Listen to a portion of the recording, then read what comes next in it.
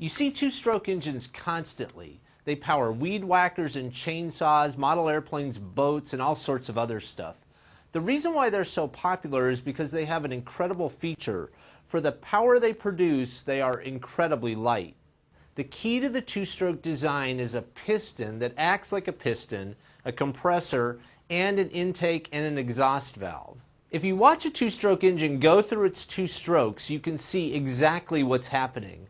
Let's start with the spark plug firing. At this point, the piston is at the top of its stroke. The cylinder is full of air and gasoline that has been compressed. When the spark plug fires, it lights the gasoline. The gasoline bursts into flame and expands rapidly, driving the piston down with a lot of force. See this area behind the piston? It's filled with air and a mixture of gasoline and oil. As the piston moves back into this area, it compresses the mixture.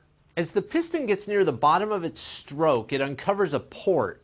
That port lets the exhaust gases escape into the exhaust pipe. Then, just a fraction of a second later, the piston uncovers another port.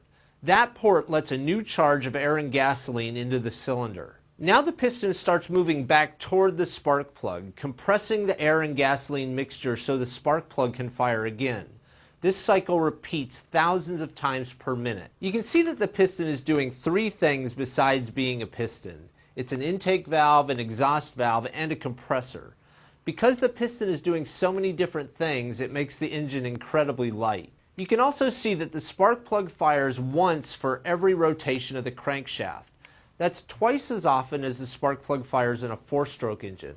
So not only is the two-stroke engine intrinsically lighter than a four-stroke, but it also has twice the power. The other advantage of a two-stroke engine is that it can work in any orientation. As long as fuel is flowing to the carb, this engine is completely happy to work right side up or upside down. So that's how a two-stroke engine works. I'm Marshall Brain, and that's how stuff works.